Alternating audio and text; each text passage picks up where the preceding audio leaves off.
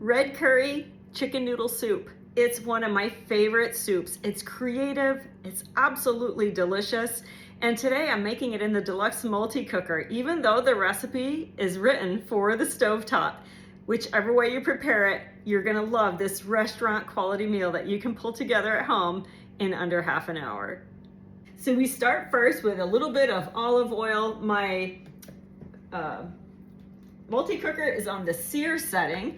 So basically when you're making soups and things like that, you often will saute the onions and peppers first. It brings a little bit of caramelized flavor on there, and so it tastes really good. I've already chopped up the peppers. Red peppers, if you're not used to eating these, are sweet. They're not spicy, and they're actually more mild in flavor than green peppers. So give them a try if you haven't used them in a while. We need garlic, 3 cloves of garlic. Now this is garlic that I grew in my garden. We still got a little bit left, and they're smaller cloves. So I'm just gonna do 6 of them because it takes 6 of them really to make the equivalent that I need.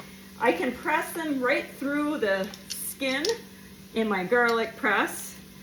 The garlic press was one of my it was my first Pampered Chef purchase as a newlywed. Got me really excited about using the products, and about a year and a half after that first experience, I became a consultant. It has been such a fun way to outfit my kitchen, to become a better cook, financially support my family, and it helped me be a stay-at-home mom all those years while we were raising our son. So the garlic press for me holds a lot of special memories. We'll let this cook for just a little while until it starts to soften. It doesn't have to be cooked through all the way. I'll just add a little bit of salt and pepper. I don't add very much of either of those because most of our flavoring is coming from this ingredient right here. This is Thai red curry. It's very easy to find in your grocery store in the Asian food aisle. And for this recipe, we need 3 tablespoons. I've got it measured here in the measure-all cup. I don't know if you've ever noticed, but your measure-all cup actually does have tablespoon measures on there, so that's super handy. We'll also be adding some fresh ginger. I grated this on the zester here, and you want to measure it because when you grate it frozen, it's really fluffy and it looks like you have a lot, but you really don't once you pack it in here. So I'm going to go ahead and add that to the pot so it can start to cook a little bit. Fresh ginger is really good for you. It imparts an amazing flavor, and you absolutely don't want to substitute ground ginger for it. It's definitely worth using the real stuff. Go ahead and add your red curry paste, and we're going to let that cook with the onions, peppers, garlic, and ginger for just a little while. It will kind of melt into everything. This pot's not super hot yet. Let me show it to you. Okay, you just want to stir it up so everything is nicely coated. Some people find the red curry paste to be spicy. I prefer things to be more on the medium to mild side, and I don't think it's spicy. I think it's just delicious, especially in this recipe. Okay, let's open up a can of coconut milk. With your smooth edge can opener, you simply bump up, do you see this knob here? You just bump it up against your can, creating a straight line between you and the can. When you turn the crank, it attaches. You'll feel it click when it's gone all the way around. Do you hear it? Reverse the direction and then use the pliers. I'll move this so you can see. This button here closes some little pliers here, and then you can lift just like that. Okay, in this example, this recipe, I'm going to use the full can. So I don't need to worry about the fat that's gone to the top. It's absolutely fine. I'll go ahead and add it to the pot. The warmth of the pot is going to melt all of that fat, and it'll be absolutely easy to blend. Okay, now here's my shortcut, and here's how I figured out how to do this in the multi-cooker. On my website, there's a recipe for pressure cooker chicken soup that calls for boneless chicken breast. That recipe says that it has to cook for 6 minutes. That's how I was able to convert this entire recipe from a stovetop to a multi-cooker. So I'm gonna put my chicken breast in there. It's actually still even a little bit frozen Did you know you could put frozen chicken breasts into your pressure cooker? It doesn't have to be thawed before it cooks. When it's frozen, you basically add an extra couple of minutes and it's totally fine. And then for chicken broth, I have a lot of it frozen from past cooking sessions. So I simply went to my freezer.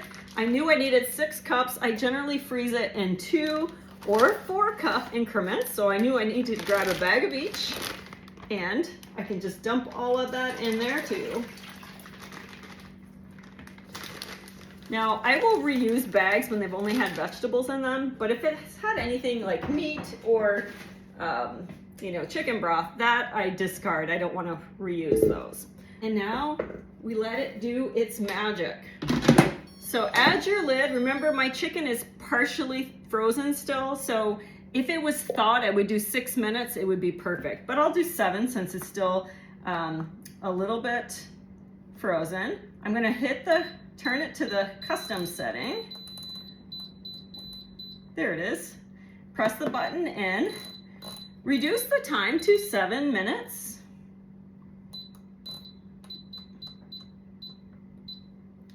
Press and hold. And now it's gonna come under pressure. Once it builds pressure, the 7-minute countdown will start. When finished, we'll go ahead and do a manual release, which means I'll release the pressure manually, and then I'll take care of shredding our chicken. Go ahead and take that chicken breast out, and I like to just put it into my stainless bowl. It's not a bad idea to take your thermometer and test your chicken. Make sure it's over 170 or 165 degrees. This one is, it's like 193. Chicken breast and thighs work perfect with this recipe. I often prefer thighs because they're harder to overcook, but the breasts work and it's a little bit lower in fat. So just take your salad choppers. I like to hold them this way. They're called salad choppers, but I tend to use them a lot for meat. They work well for things like pork tenderloins and of course chicken breasts and chicken thighs. I use these just about every day when I make a salad for lunch. And you're just gonna go ahead and just chop it until it's small enough to your liking. I like my pieces of meat to be small enough to sit on a spoon. That's kind of my measure of size. Okay, there's our chicken. It's all shredded. Add it back to the pot with your soup. And we've got just a couple of other things to add to the pot here. I have a tablespoon of fish sauce. Now, if this is new to you, this stuff smells nasty. There's no getting around it. You usually put it in at the end when you're making Thai food. It takes very little and it adds amazing flavor. So don't be off-put by the smell of the sauce by itself, because it's really, really good once you add it to something. And then I need a couple of tablespoons of lime juice. I'm just gonna measure it in here. I pulled it right out of the freezer. Actually, it's 2 tablespoons. I estimated well. We'll add that to the pot and a couple teaspoons of brown sugar. Add some of my rice noodles to the bowl and then ladle the soup over the top. This means that my noodles are gonna stay nice and fresh, not mushy. They'll be just perfect. Take a look at this. Now, let's make it look beautiful. It's definitely ready now, but the toppings, they add a lot. I like to keep some green onion in the fridge so I can just access whenever I like. I put the whites on this side and my green tops over here. This is what I want to use to garnish the top of my bowl. Add as much as you like or skip it. Over here, cilantro. Would you skip it or would you use it? I love cilantro, so I'm gonna use it for sure. There we go. A new version of chicken noodle soup. Give it a try. That red Thai curry is amazing.